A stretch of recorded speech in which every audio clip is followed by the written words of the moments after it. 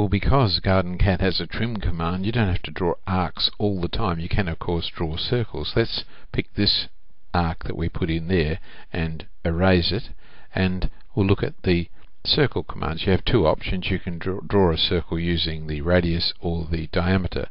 So if we pick circle radius, and we can fairly easily snap to the end of that line, and as we drag out, you can see that our snap is trying to jump to the end there, or if we bring it back here, it'll jump toward the middle there.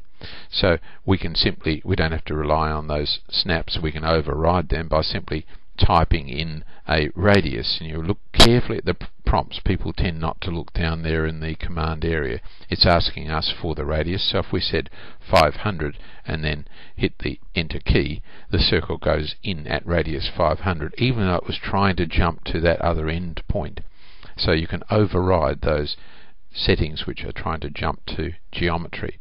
Having put that circle in there, one could extend that line through to that circle and then trim off the other little bits. So it wouldn't hurt us to do that. EX is short for extend in most CAD programs, but isn't here. So we go modify, extend.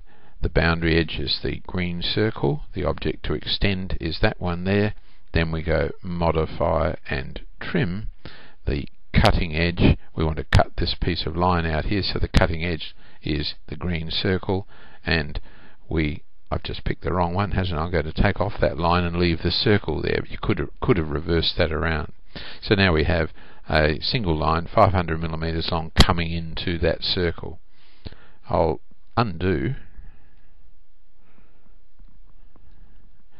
and undo again, and we're back to where we were. Let's go, and I was just using the U shortcut for undo. I could have picked it from a drop-down menu. Let's try modifying again. We want to extend that line through there and then use the line as the cutting edge to knock off that part of the circle. So it's modify, extend.